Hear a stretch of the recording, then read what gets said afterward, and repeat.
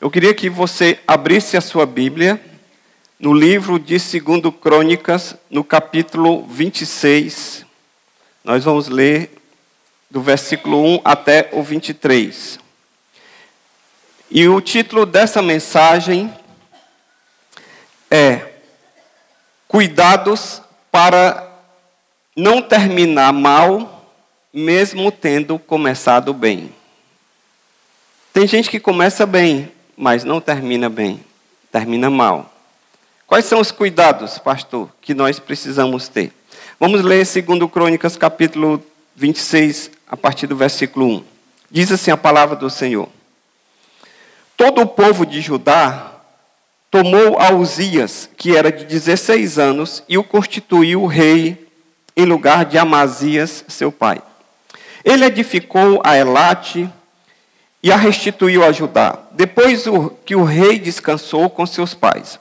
Uzias tinha 16 anos quando começou a reinar, e 52 anos reinou em Jerusalém. Era o nome de sua mãe Jecolias, de Jerusalém. Ele fez o que era reto perante o Senhor, segundo tudo o que fizera Amazias, seu pai. Propôs-se buscar a Deus nos dias de Zacarias, que era sábio nas visões de Deus. Nos dias em que buscou ao Senhor, Deus o fez prosperar. Saiu e guerreou contra os filisteus e quebrou o muro de Gate, o de Jabiné e o de Asdod. E edificou cidades no território de Asdod e entre os filisteus. Deus o ajudou contra os filisteus e contra os arábios que habitavam em Gur-Baal e contra os meunitas. Os amonitas deram presentes a Uzias, cujo renome se espalhara até a entrada do Egito, porque se tinha tornado em extremo forte. Também edificou Uzias torres em Jerusalém, a porta da esquina, a porta do vale e a porta do ângulo, e as fortificou. Também edificou torres no deserto e cavou muitas cisternas, porque tinha muito gado, tanto nos vales como nas campinas. Tinha lavradores e vinhateiros nos montes e nos campos férteis, porque era amigo da agricultura. Tinha também Uzias um exército de homens destros nas armas, que saíram à guerra em tropas, segundo o rol feito pelo escrivão Jeiel e Maazéias, oficial sob a direção de Ananias, um dos príncipes do rei. O número total dos cabeças das famílias, homens valentes, era de 2.600. Debaixo das suas ordens havia um exército guerreiro de 307.500 homens, que faziam a guerra com grande poder, para ajudar o rei contra os inimigos. Preparou-lhes Uzias para todo o exército, escudos, lanças, capacetes, couraças e arcos, e até fundas para atirar pedras. Fabricou em Jerusalém máquinas de invenção de homens peritos, destinadas para as torres e cantos das muralhas, para atirarem flechas e grandes pedras. Divulgou-se a sua fama até muito longe, porque foi maravilhosamente ajudado até que se tornou forte. Mas, havendo-se fortificado, exaltou-se o seu coração para a sua própria ruína, e cometeu transgressões contra o Senhor, para queimar incenso no altar do incenso. Porém, o sacerdote Azarias entrou após ele, com 80 sacerdotes do Senhor, homens da maior firmeza, e resistiram ao rei e lhes disseram: a ti, Uzias, não compete queimar incenso perante o Senhor, mas aos sacerdotes, filhos de Arão, que são consagrados para esse mistério. Sai do santuário, porque transgrediste. Nem será isso para honra tua, da parte do Senhor teu Deus. Então Uzias se indignou. Tinha o incensário na mão para queimar o incenso. Indignando-se ele, pois, contra os sacerdotes, a lepra lhe saiu na testa perante os sacerdotes, na casa do Senhor, junto ao altar do incenso. Então o sumo sacerdote Azarias e todos os sacerdotes voltaram-se para ele. e eis que estava leproso na testa.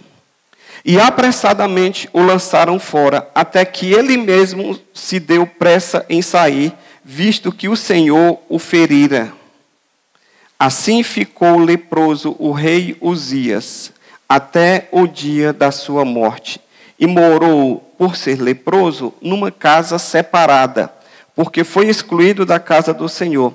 E Jotão, seu filho, tinha a seu cargo a casa do rei, julgando o povo da terra. Quanto aos mais atos de Uzias, tanto os primeiros como os últimos, o profeta Isaías, filho de Amós, o escreveu. Descansou Uzias com seus pais, e com seus pais o sepultaram no campo do sepulcro que era dos reis, porque disseram, ele é leproso. E Jotão, seu filho, reinou em seu lugar. Pai, em nome de Jesus, pedimos a tua bênção sobre a ministração da tua palavra, que o teu Espírito Santo fale e nos conduza, e que essa palavra possa produzir aquilo para a qual ela foi destinada nessa manhã, em nome de Jesus. Amém. Nós temos aqui um episódio de um rei que foi extremamente favorecido pelo Senhor, o rei Uzias. E a Bíblia Sagrada nos diz que a sua fama se espalhou, ele conseguiu grandes êxitos, e aquilo subiu ao seu coração, e ele extrapolou as suas funções, que era de reinar, e quis exercer, além do reinado, quis também exercer um papel que era específico dos sacerdotes. E o Senhor o feriu de lepra. E a partir daquele dia, Uzias perdeu o seu direito de reinar sobre Israel e viveu recluso o resto dos seus dias. E eu pensando na história desse homem, como a vida ela é dinâmica. A vida, ela tem os seus momentos de êxtase, mas tem também os seus momentos de tristeza e desengano. Um dia está havendo luto em uma casa, e no mesmo dia, às vezes na mesma hora, em outra casa, nas proximidades, está tendo uma festa, uma celebração, um aniversário, um casamento. Então, veja como a vida ela é interessante. Como os momentos de alegria e de tristeza se alternam na vida de todo mundo. A história das nossas vidas não é diferente. A nossa vida, ela pode ser uma história de ladeira acima, mas ela também pode ser uma história de ladeira abaixo, dependendo de quê? De uma série de escolhas que nós fazemos na vida. Algumas acertadas, outras equivocadas. Mas o fato é que, se há algo na vida que nós não podemos deixar de fazer, que nós estamos condenados a fazer, são escolhas. Eu não posso deixar de fazer escolhas. Se eu disser, mas eu também não quero ter trabalho com escolha nenhuma, não vou fazer nenhuma escolha. Isso já é uma escolha. Você escolheu não escolher. Então, o fato é que as escolhas vêm na nossa vida. Os momentos vêm, as oportunidades surgem. E cabe a nós, através de uma série de critérios que nós temos e utilizamos, fazer essas escolhas. E essas escolhas vão determinar se a nossa vida será bem-sucedida ou se a nossa vida será mal-sucedida. Uzias, este rei sobre o qual nós vamos nos debruçar sobre a sua história, ele fez algumas escolhas equivocadas. E ele acabou terminando mal, apesar de ter começado bem. Então, a nossa meditação nessa manhã é, olhando para a vida de Uzias, olhando para o seu exemplo, o que aconteceu com ele, identificar nos seus atos, nas suas atitudes, por que ele terminou mal, mesmo tendo começado bem. Para quê? Para que nós possamos olhar para a vida dele, tirar ensinamentos, tirar lições, para que nós não incorramos no mesmo erro. Para que, ao final da nossa vida, da nossa história, quando nós olharmos para trás e fizermos uma retrospectiva, nós possamos dizer: estou terminando bem. Posso não ter começado bem, mas estou terminando bem. Ou eu comecei bem, continuei bem e estou terminando bem. Esse é o desejo, o meu desejo para você que está aqui nessa manhã. Pastor, o que é que nós podemos aprender com a vida de Uzias? Para não incorrermos no mesmo equívoco que ele incorreu. Primeiro, eu diria que para você terminar bem a sua jornada, você deve proteger a sua fé e que você deve ter cuidado com os seus relacionamentos. No versículo 4 do texto que nós lemos de 2 Crônicas 26, versículo 4, o texto diz que ele fez o que era reto perante o Senhor. No versículo 5 diz que ele propôs-se a buscar a Deus. No próprio versículo 5 também diz que Deus o fez prosperar. Ou seja, ele começou bem, começou buscando a Deus, começou servindo a Deus, Deus abençoou a sua vida. Irmãos, Uzias tinha tudo para dar certo na sua vida. As condições lhe eram favoráveis. O texto que nós lemos diz que ele derrotou os seus adversários, que ele implementou um programa de construção de cidades. Sua fama se espalhou nas imediações e aos arredores, chegando até ao Egito, o país vizinho. Tornou-se poderoso, um exército de 307 mil soldados, equipado e preparado para a guerra.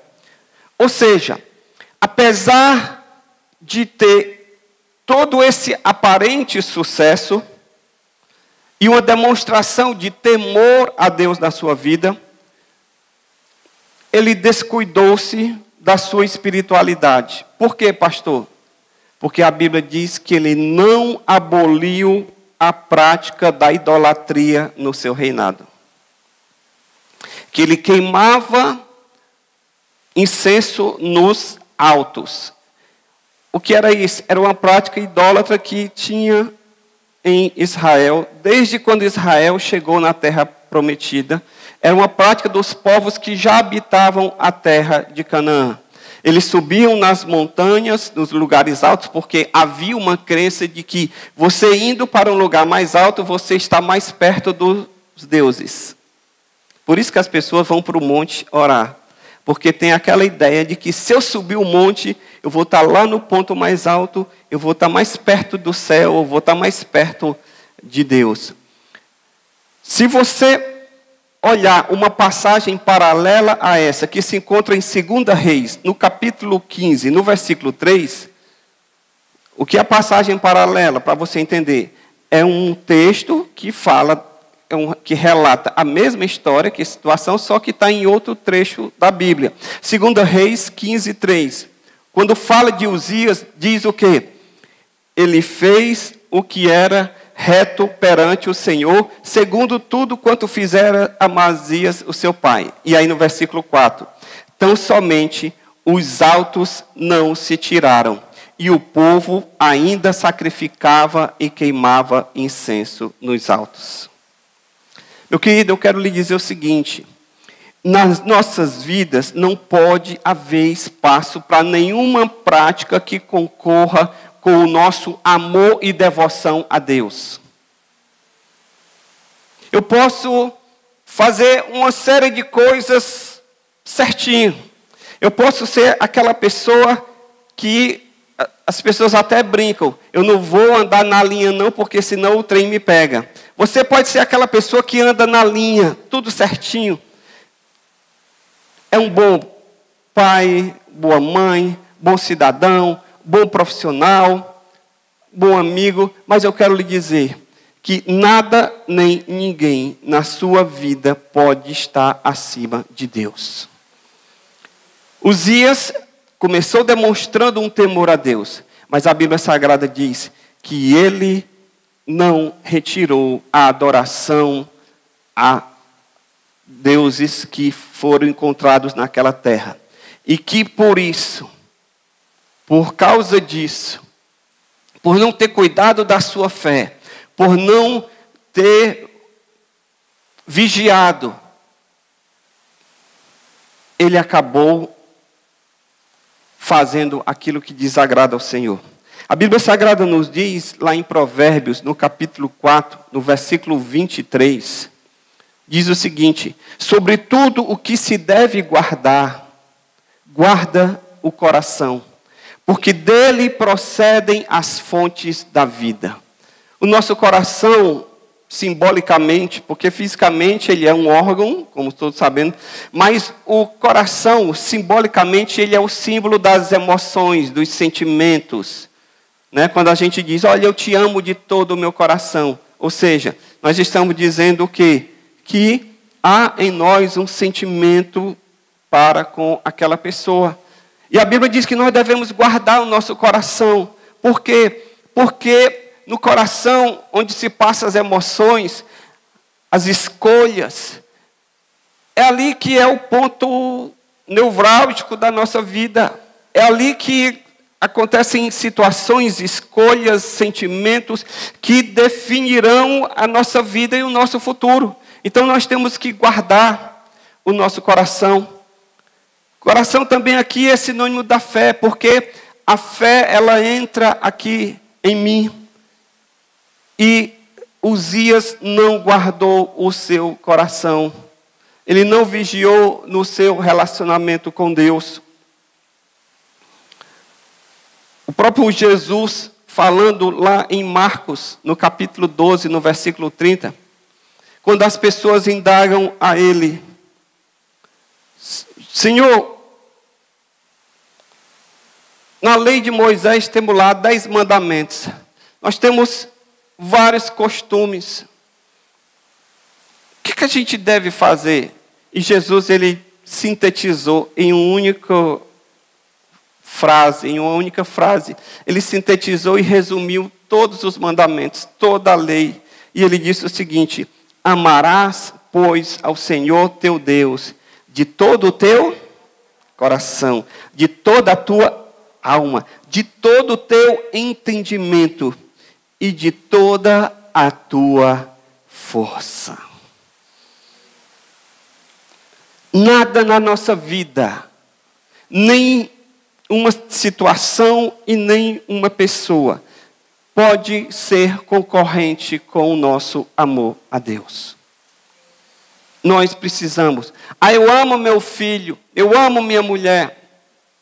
Eu amo minha mulher. Estou casado aí perdi até as contas. 28 ou 29 já. 20, quase 29, né? Minha filha está ali atrás, 26 anos de idade. Meu filho não está aqui, tem 24. Eu amo minha esposa, eu amo meus filhos. Mas o meu amor a eles não é maior do que o meu amor ao Senhor. Por quê, pastor? Porque é o meu amor a Deus que me dá o equilíbrio para que eu possa amá-los na devida proporção na minha vida. A Bíblia Sagrada diz que Salomão, o rei Salomão, considerado o homem mais sábio que já viveu, até o meio secular, escreve livros sobre a sabedoria de Salomão. Salomão, ele era um homem temente a Deus.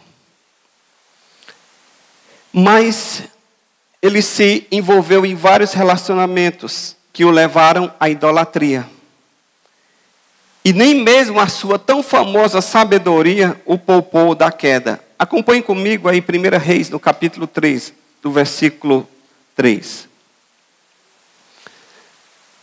1 Reis 3:3. Diz o seguinte: Salomão amava a quem? ao Senhor, andando nos preceitos de Davi, o seu pai. Porém, o quê? Sacrificava ainda nos altos e queimava incenso.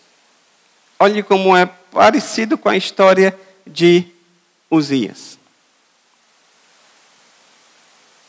E Uzias já viveu depois de Salomão.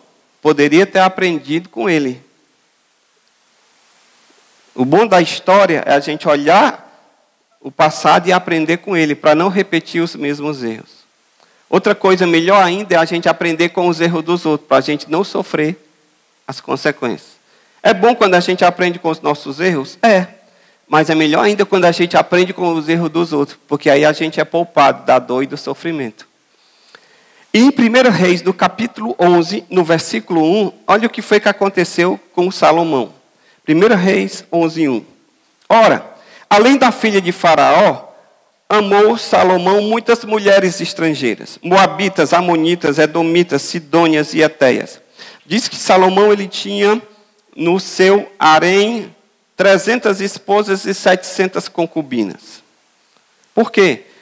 Todas eram mulheres de relacionamento com ele? Não, mas havia uma prática. Qual era a prática? Casamentos que eram, na verdade, alianças militares de cooperação entre os reis. Como Salomão foi o rei que mais expandiu o reino de Israel, porque ele pegou uma situação favorável, Davi tinha o rei guerreiro que havia conquistado e expandido. Então Salomão, quando ele assumiu no tempo de tranquilidade do ponto de vista militar. E ele fez muitas alianças comerciais. E essas alianças eram celebradas com casamentos. Então, ele fazia aquele casamento, aquela aliança, a esposa vinha morar no palácio, ele não tinha nem acesso, ficava lá no harém. Mas o fato é que essas mulheres vinham com as suas tradições, com os seus deuses, com a sua religião. Versículo 2. Mulheres das nações de que havia o Senhor dito aos filhos de Israel, não caseis com ela, nem casem elas convosco, pois perverteria o coração para seguirdes os seus deuses. A esta se apegou Salomão pelo amor. Sendo já velho, as suas mulheres lhe perverteram o coração para seguir outros deuses, e o seu coração não era de todo fiel para com o Senhor. O apóstolo Paulo, falando acerca da importância dos relacionamentos e do nosso cuidado com a fé, ele diz o seguinte lá em 1 Coríntios 15, 33. Não vos enganeis, as más conversações corrompem os bons costumes. Se a gente tivesse um ditado popular dos nossos dias, para esse versículo aqui, seria, sabe o quê? Diz-me com quem andas, eu te direi quem tu és. Não se engane, as más conversações corrompem os bons costumes. Não tem como você se envolver com pessoas, em relacionamentos com pessoas que não tenham temor a Deus, que não tenham uma boa índole, que não sejam pessoas decentes. Não tem como você acabar influenciando. Geralmente, são influenciadas de forma negativa. Então, cuide, guarde seu coração, cuide dos seus relacionamentos e guarde a sua fé. Porque Paulo também, lá em 1 Timóteo, no capítulo 1, versículo 18, ele dando instruções para Timóteo, que era o seu discípulo, que era o seu mentoreado, ele disse o seguinte: este é o dever de que te encarrego, ó filho Timóteo. Segundo as profecias que antecipadamente foste objeto, combate, firmado nelas o bom combate, mantendo o quê? A fé e a boa consciência. Porque alguns, tendo rejeitado a boa consciência, vieram a naufragar na fé. E Paulo falando para Timóteo, Timóteo, combate o bom combate, guarda a fé. E o próprio Paulo, no final da sua vida, ele dá o testemunho lá em 2 Timóteo 4,7, quando ele diz: combati o bom combate, completei a carreira e guardei a fé. Você quer terminar bem a sua vida? Olha aqui o exemplo de Paulo, não de Uzias. Uzias começou tendo fé, mas não combateu o bom combate e não guardou a fé. Primeiro conselho, para que se você quiser terminar bem a sua jornada, cuide da sua fé e dos seus relacionamentos. Segundo, se você quer terminar bem a sua jornada nessa vida, guarde o seu coração da contaminação do orgulho. No versículo 16 do 2 Crônicas, capítulo 26, que nós estamos lendo, no versículo 16, olha o que foi que aconteceu com Uzias. Diz o texto: mas havendo-se já fortificado, Uzias começou a se fortificar, exaltou-se o seu coração para a sua própria ruína. E cometeu transgressões contra o Senhor seu Deus, porque entrou no templo para queimar incenso no altar do incenso. O poder, a fama, a riqueza subiram ao coração do rei, de forma que ele perdeu a noção de limites. Quando uma pessoa perde a noção de limites, ela nunca se dá bem na vida. Uzias era rei. Ele tinha todas as pessoas debaixo do seu comando. Mas Deus não o chamou para ser sacerdote.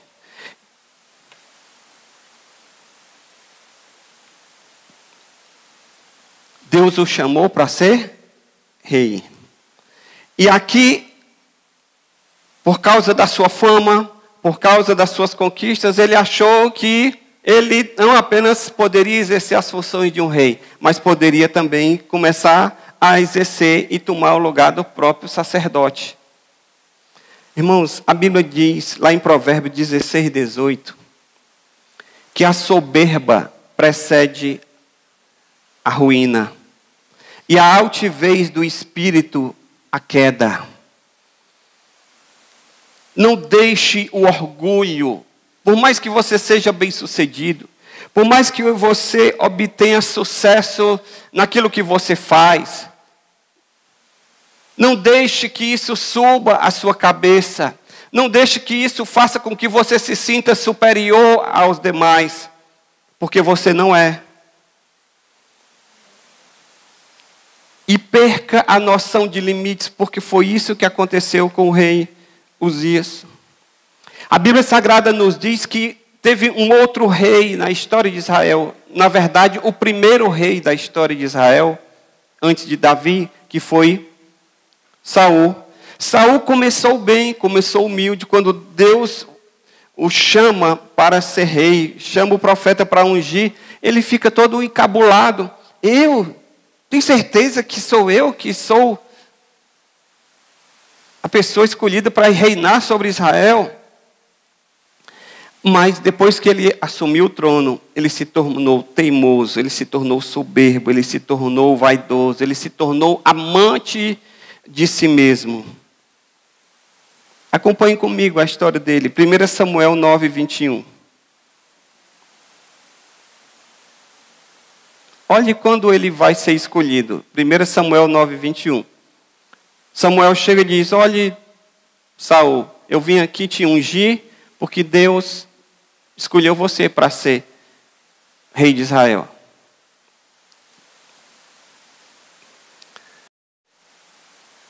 E veja qual é a resposta de Saul. Então respondeu Saul e disse: porventura, não sou um benjamita da menor das tribos de Israel? E a minha família, a menor de todas as famílias da tribo de Benjamim? Por que, pois, me fala com tais palavras? Humilde, não se achava digno, mas depois que assumiu o trono, se ensoberbeceu. A vaidade tomou conta da sua vida. E como nós vimos, o orgulho precede a queda. Pastor, qual é a atitude do meu coração com relação a essa questão do orgulho? Eu vou deixar que a própria Bíblia responda. Provérbios 3, 5. Aqui está como é que deve ser o nosso coração. Provérbios 3, 5. Confia no Senhor de todo o teu coração e não te estribes no teu próprio entendimento. Versículo 7. Não sejas sábio aos teus próprios olhos. Teme ao Senhor e aparta-te do mal. E isto será saúde para o teu corpo e refrigério para os teus ossos. Deixe que o Senhor controle os seus sentimentos e emoções, ao invés de você tentar agir na sua própria força, naquilo que nós chamamos de braço da carne. Não se orgulhe, não se ensoberbeça. Porque quando nós tentamos resolver na nossa força, nós damos lugar à ira, nós damos lugar à raiva, ao ressentimento. Nós muitas vezes queremos impor a nossa vontade. Lembra-se de Moisés? Moisés foi criado pela filha de Faraó, mas um dia Moisés soube que ele não era egípcio, que ele, na verdade, era do povo hebreu, que estava vivendo escravizado por Faraó. Quando ele soube dessa verdade, ele começou a entrar em conflito consigo mesmo. Por quê? Porque ele morava no palácio, sendo criado pela filha de Faraó. Um dos candidatos ao herdeiro do trono. Só que, quando ele um dia se deparou com a situação, ele viu um soldado egípcio batendo num hebreu, provavelmente naquelas construções, daquelas pirâmides que até hoje são visitadas ali no Egito. Aquilo ali tudo foi construído com mão de obra escrava. E aí, o que foi que Moisés fez? Ele olhou para o lado, aparentemente não tinha ninguém, não tinha câmera de segurança, é óbvio. Não tinha ninguém vendo, então ele vai e se lança sobre o soldado e mata o soldado. Com raiva da opressão que ele estava fazendo àquele hebreu. E o que foi que aconteceu? Ele cometeu assassinato. E por causa daquilo, numa outra vez, quando ele viu dois hebreus brigando, ele disse, foi tentar apartar, disse, pessoal, não briguem entre vocês não. Vocês têm um inimigo e não são vocês mesmos, são os egípcios. E o que foi que eles disseram? Porventura, você vai nos matar igual matou aqueles soldados egípcios? Aí, ele disse, alguém viu. E a coisa ficou feia, que ele teve que fugir para o deserto, porque Faraó, quando soube, disse, espera aí, temos um traidor aqui entre nós. Mandou matá-lo, e ele, para poupar a sua vida, fugiu para o deserto. E foi morar no deserto. Por que eu estou contando a história de Moisés? Porque ele quis resolver as coisas na sua força, no braço da carne. E Deus o levou ao deserto para lhe ensinar a ser manso. Por quê? Porque depois do deserto, Deus iria trazê-lo de volta ao Egito.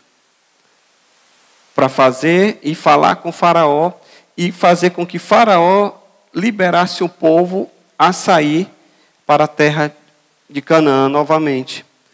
E foi aí que Faraó não aceitou e vieram aquelas pragas famosas que está lá no filme 10 Mandamentos, se você quiser ver, ou então você lê na Bíblia Sagrada. Mas Deus precisava trabalhar no caráter de Moisés para tirar aquele ímpeto dele de fazer as coisas na sua força, no seu jeito, porque eu faço, porque eu resolvo, e ensiná-lo a ser manso. E a Bíblia Sagrada nos diz que Moisés aprendeu a lição. Depois que tudo que ele passou, o Senhor trabalhou na vida dele. Porque lá em Números, no capítulo 12, no versículo 3, a Bíblia diz, era o varão Moisés muito manso, mais do que todos os homens que havia sobre a terra. Deus trabalhou nele, nessa questão do orgulho, para que ele aprendesse a ser manso e humilde de coração, como Jesus era. Jesus disse, aprendei de mim, que sou manso e humilde de coração. Então, deixa eu lhe dizer, você quer terminar bem? Tire qualquer raiz de orgulho, de soberba da sua vida. Porque os soberbos e os orgulhosos, sabe o que é que acontece?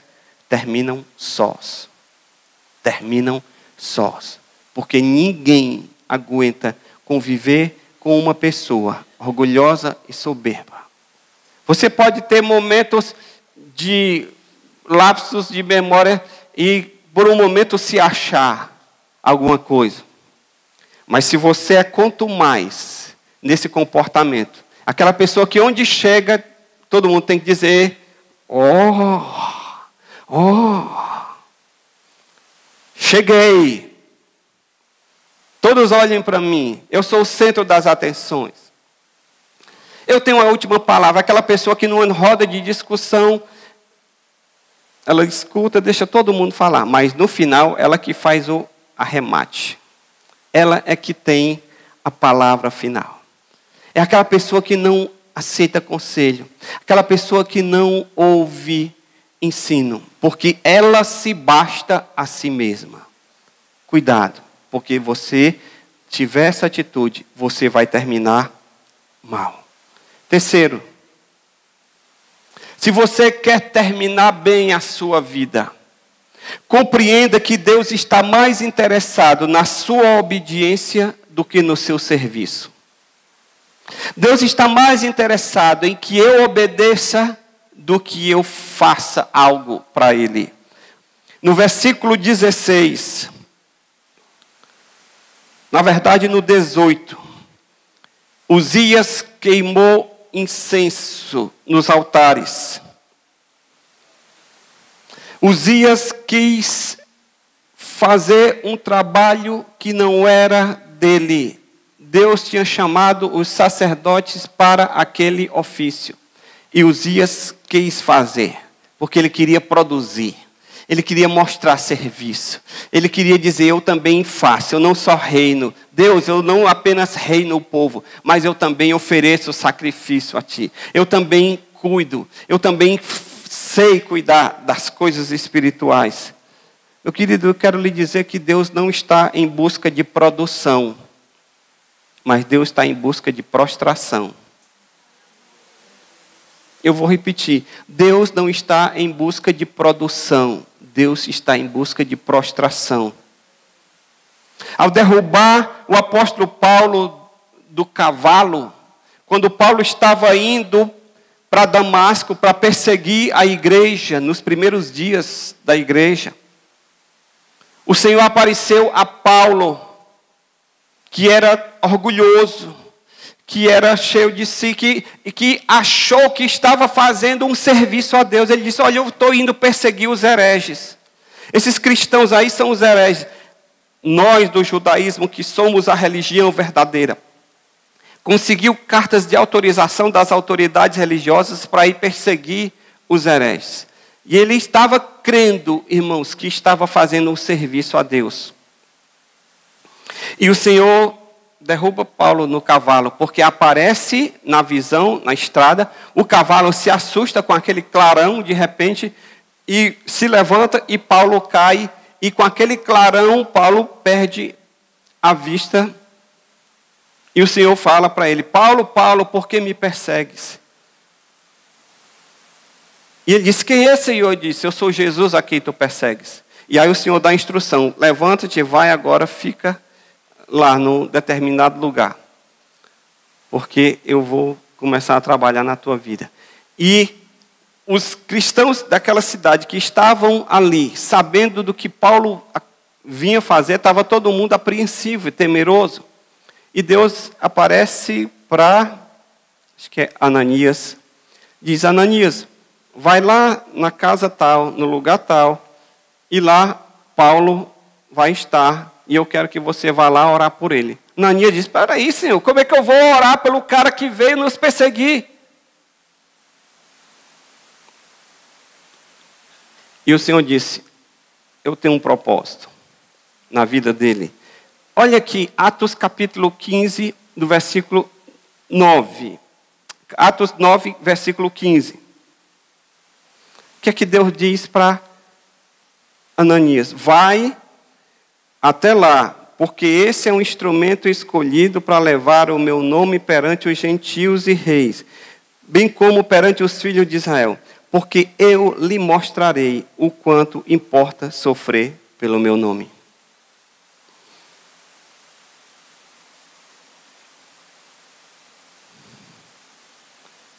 Paulo, queridos, ele estava pensando que estava prestando um serviço a Deus. E, na verdade, ele estava desobedecendo a Deus. Às vezes, a gente acha que, pelo muito fazer as coisas, está agradando a Deus. Tem gente que passou o ano todinho fazendo desgraça, miséria. Aí, quando chega no final do ano, faz uma cota, junta a cesta básica e vai distribuir no asilo, vai dar presente para a criança. Tem empresário que passa o ano todo oprimindo seus funcionários, pagando os salários irrisórios, explorando as pessoas, gritando com os funcionários, fazendo assédio moral. Aí quando chega no final do ano, ele se veste de Papai Noel, compra os presentes, bota num carro e vai lá na favela e vai distribuir. E diz, fazer uma boa ação. Como se aquilo ali, pronto, zerei tudo. Deus está mais interessado na nossa obediência do que no nosso serviço, do que no nosso fazer. Nós precisamos entender isso.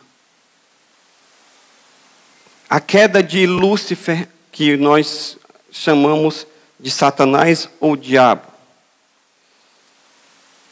Lúcifer, irmãos, ele era extremamente produtivo no céu. A Bíblia diz que ele era o regente dos anjos. Marcava todos os ensaios com todo o coral. Ele que passava todo mundo cantava pianinho, bonitinho. Estava lá. Mas a Bíblia diz, apesar de todo o ativismo dele, ele não foi nem quebrantado e nem obediente a Deus. E por isso, ele perdeu a sua posição. E Deus o destituiu da sua posição. Porque Deus não quer simplesmente produção. Eu sempre digo aqui na igreja, nós não estamos aqui para fazer o circo andar. Temos que fazer isso, temos que fazer aquilo, Nós não temos que fazer, nós temos que ser. Que o fazer é consequência do ser. Amém? O Senhor diz lá em Oséias, no capítulo 6, versículo 6. Misericórdia quero e não sacrifício. E o conhecimento de Deus mais do que holocaustos. Deus quer que você o conheça. Deus não precisa do teu dinheiro, Deus não precisa do teu tempo, Deus não precisa das tuas boas ações. O Senhor, quando Ele vai pedir alguma coisa na Bíblia, diz, filho meu, dá-me o teu coração. Amém? Então, mais do que obediência, mais do que sacrifício, aliás, Deus quer a minha obediência. Quarto, se eu quiser terminar bem a minha jornada, eu tenho que entender que se não houver arrependimento e mudança de atitude, da minha parte, vai ser tarde demais para virar o jogo da vida ao meu favor. Eu vou repetir. Se na minha vida eu não tiver mudança de atitude, se eu não tiver arrependimento dos meus atos, vai ser tarde demais para eu mudar o jogo da vida, para eu virar o jogo da vida em meu favor. O que é virar o jogo? É quando você está perdendo e nos momentos finais. Como, por exemplo, a gente viu na Libertadores, o Flamengo estava perdendo. E, se eu não me engano, nos 3 ou 4 últimos minutos do segundo tempo, ele estava perdendo de 1-0. E ele faz 2 gols e vira o jogo. No finalzinho, virou o jogo a seu favor. Na vida, se eu não tiver arrependimento, se eu não mudar as minhas atitudes, eu vou ficar igual àquela música. Eu nasci assim, eu cresci assim, você sempre assim. Gabriela. Já ouviram essa música? Tem gente que é Gabriela, síndrome da Gabriela. não muda, não aprende com o passado, não aprende com os erros. É sempre a mesma coisa. É copo cheio não cabe mais nada. Você vai colocar alguma coisa, ele transborda, porque ele não cabe mais nada. A Bíblia diz que Uzias ficou leproso. E o que foi que aconteceu? Ele não se arrependeu. Simplesmente ele foi tirado do palácio, foi colocado numa casa isolada, e a Bíblia diz que ele passou ali o resto dos seus dias. Vocês lembram daquela história daquele rei que pecou e o Senhor disse, você vai morrer. Ele disse, Senhor, ele não disse em nome de Jesus, porque Jesus ainda não tinha vindo, né? Mas disse, mas Senhor, eu me arrependo, me perdoa. E Deus disse, tá bom, eu vou acrescentar mais 15 anos à sua vida. O que foi que aconteceu? Arrependimento, mudança. Aqui com Uzias não houve isso. Perdeu a oportunidade de mudar o jogo, de mudar a sua história, porque não aprendeu com os erros do passado. Tem uma pessoa na Bíblia que ela conseguiu virar o jogo nos 47 minutos do segundo tempo, nos acréscimos do juiz. Sabe quem é essa pessoa? O ladrão crucificado ao lado de Jesus. Ele arrependeu-se nos últimos momentos da sua vida, dos seus erros, e ele virou o jogo da sua vida a seu favor. Olha, acompanhe comigo, Lucas no capítulo 23, no versículo 39. Um dos malfeitores crucificados blasfemava contra ele, dizendo, não és tu o Cristo? Salva-te a ti mesmo e a nós também. Um dos ladrões que estava crucificado ao lado de Jesus. Versículo 40. Respondendo-lhe, porém, o outro repreendeu, dizendo, nem ao menos temes a Deus, estando sob igual sentença. Nós, na verdade, com justiça, porque recebemos o castigo dos nossos atos mereceram. Mas este, referindo-se a Jesus, não fez mal nenhum.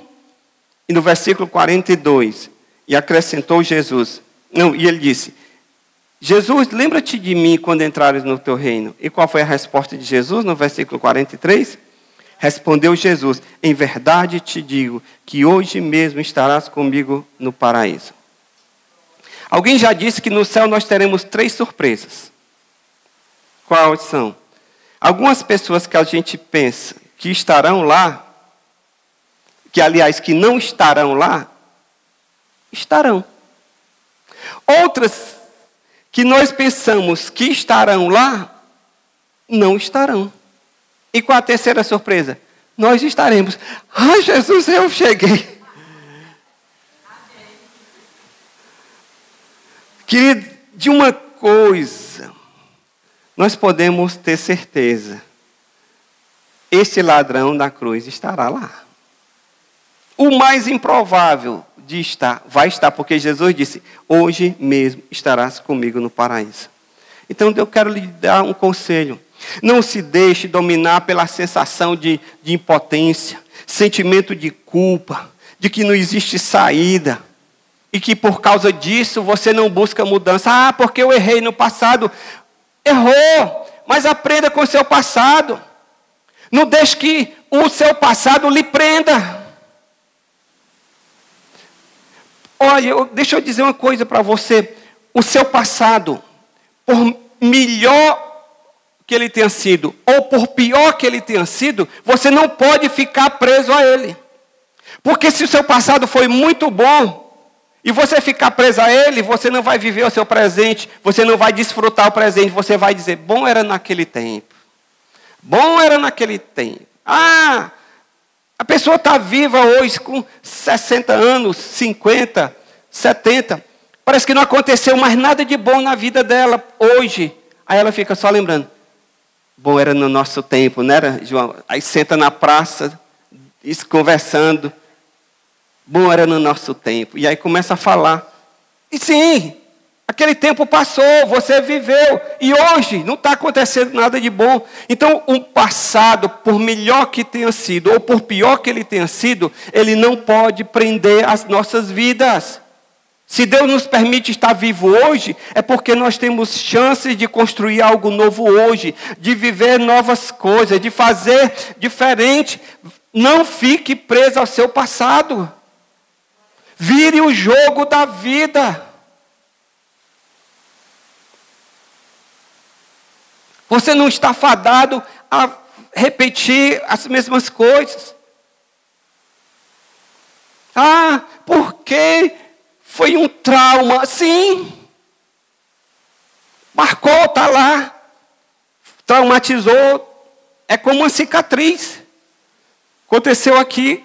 Eu tenho uma cicatriz aqui de quando eu era menino pulando cerca. Está aqui o resto da vida. Mas eu ainda pulo cerca hoje, pulo. Eu vou lá no interior, preciso pular uma cerca, passar lá no cercado do meu pai. Ontem mesmo eu andei querendo subir em cima de uma para fazer uma demonstração. Por quê? Porque eu não vou deixar que aquela cerca... Cerca. O que foi? Palpitação. Cerca. Motor. Gente, vamos virar a página. Amém? Vamos seguir a vida. Não perca a chance de virar o jogo da vida a seu favor.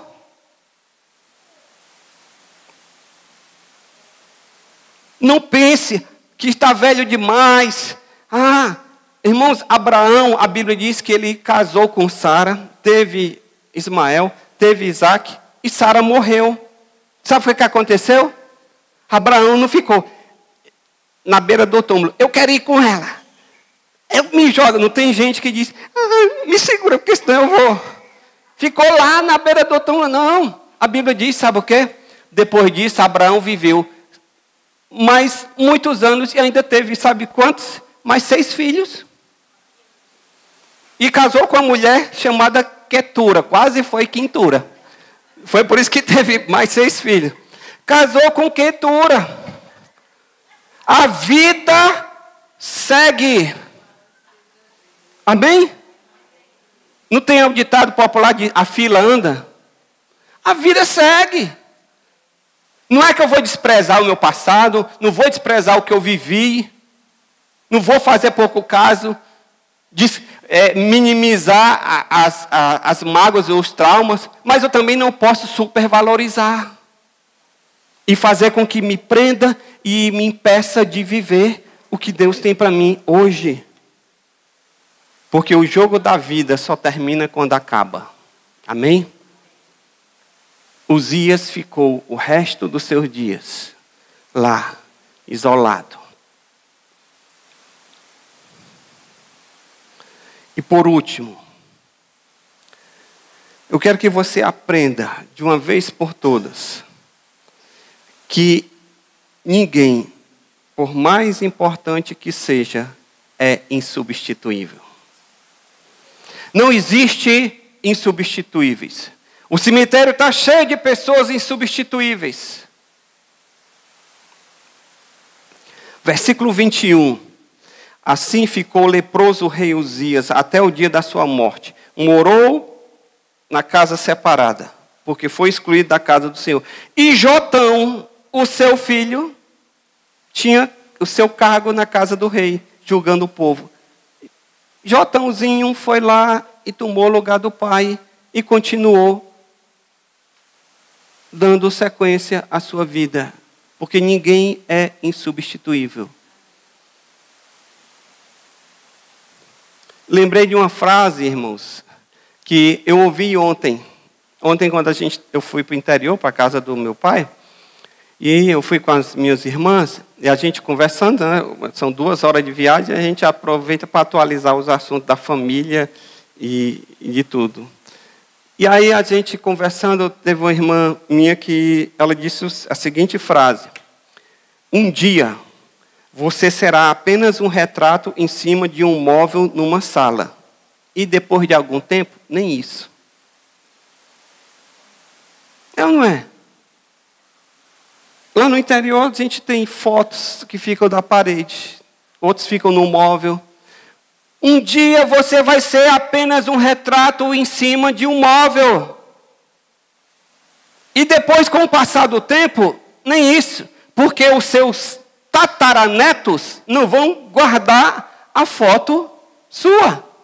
Esse aqui é o meu tataravô. Ai, como esse homem, eu devo muito a este homem. Você acha que o seu tataraneto vai ficar preocupado? Não vai. Ele vai viver a vida dele.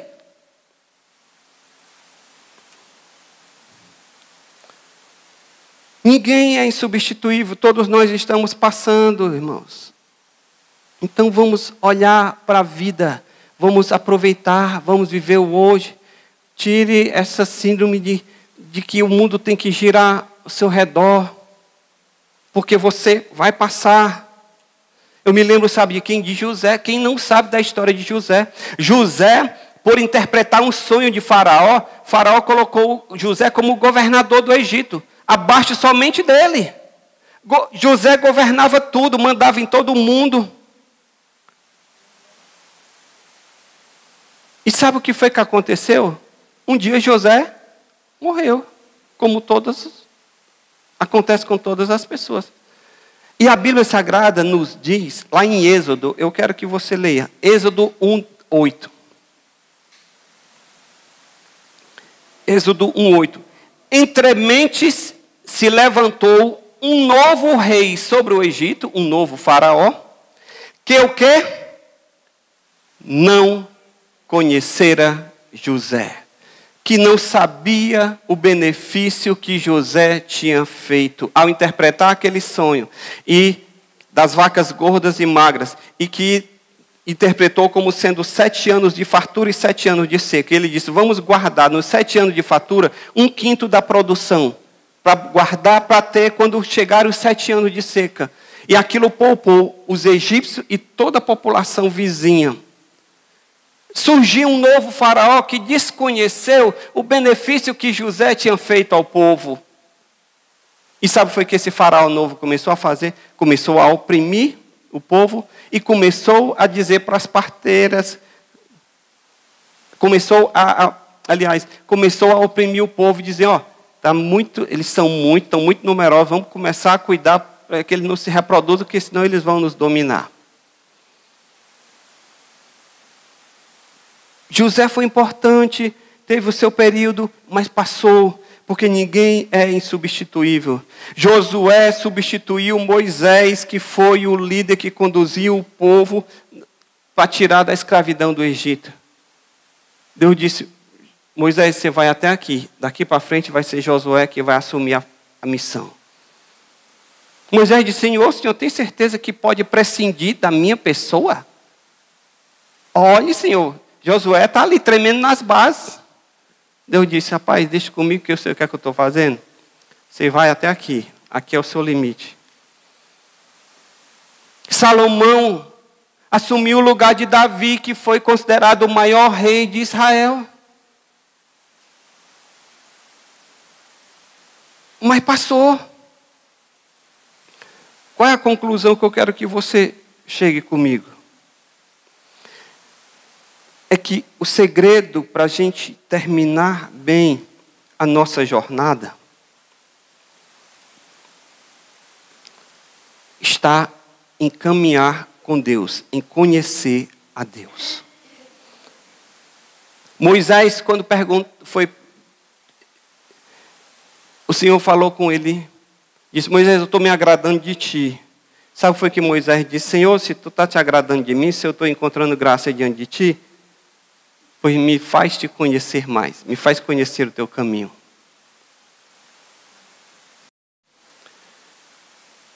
Ele disse em Êxodo 33:13, Senhor, me faz conhecer o teu caminho. Moisés não pediu mais poder, não pediu mais influência, não pediu para prorrogar os seus dias, ele disse, Senhor, eu quero só te conhecer. O apóstolo Paulo disse a mesma coisa, Senhor, eu abri mão de tudo, porque eu quero te conhecer. Aquilo que era lucro para mim, aquilo que era orgulho na minha religião, porque eu era fariseu dos fariseus. Senhor, eu considero tudo isso como perda por causa da excelência do conhecimento de Cristo. Eu estava vendo hoje de manhã, quando eu acordei, ainda terminando aqui essa mensagem, eu fui ler um livro que eu li e eu me lembrei desse livro. E o título do livro é exatamente esse, Só Termina Quando Acaba, do pastor aposentado R.T. Kendall, que pastoreou a igreja de Westminster, na Inglaterra, no século XX. Ele hoje está bem velhinho, está vivo, inclusive, de vez em quando vem aqui ao Brasil. Ele disse o seguinte: tenho aprendido algo. Quanto mais você conhece a Deus, mais você quer conhecê-lo. Quanto mais você o conhece, mais o teme e o ama. E quanto mais tempo passa com ele, mais sente que precisa dele. A melhor maneira de vir a conhecer alguém é passar tempo com essa pessoa. E isso também se aplica a Deus. Você quer terminar bem a sua vida? Conheça a Deus. Tenha intimidade com Deus. Aproxime-se do Senhor. Sabe por quê? Porque terminar bem ou terminar mal é definido, sabe o quê? Pelo seu estado espiritual quando você morre. Como é que você está? Só tem duas possibilidades de terminar a sua vida: sem salvação ou com salvação. Sem salvação, você vai estar eternamente perdido. Igual lá na parábola do rico e do Lázaro. Lembra que Jesus contou a parábola do rico e do Lázaro? Lázaro era um mendigo, morreu. E o rico, que a Bíblia diz, não diz qual é o nome dele, morreu.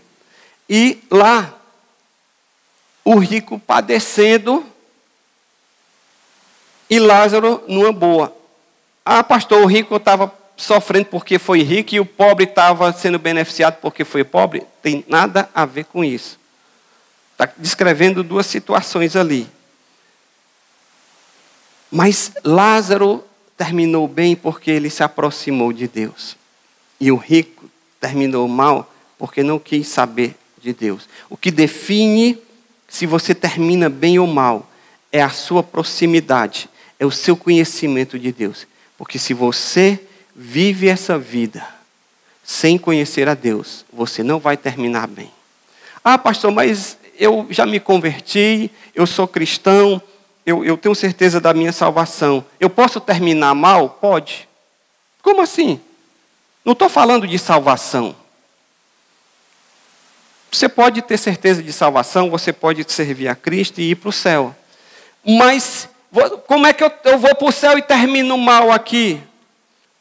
Porque você, querido, apesar de não estar espiritualmente perdido, você passa pela vida sem deixar um legado. O seu legado não é positivo. Por que que o meu legado não é positivo? Vários motivos. Exemplo aqui. Se deixa ser dominado pelo orgulho, uma pessoa orgulhosa, que ninguém suporta e ninguém quer estar junto. As pessoas, alguns toleram. Se você é patrão, o cara ali tolera porque você é o patrão dele.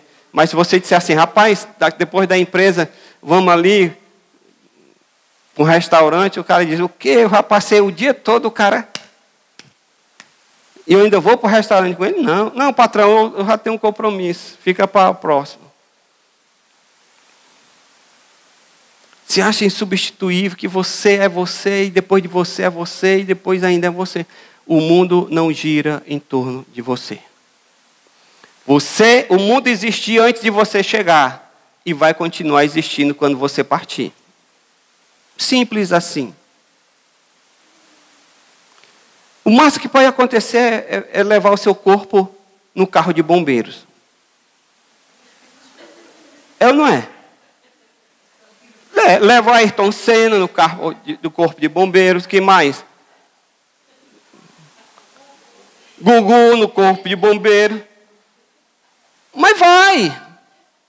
Não tem. Como eu diria no interior, ninguém fica para semente. Porque tem algumas sementes que nem é boa para plantação, não é não? Semente brocada.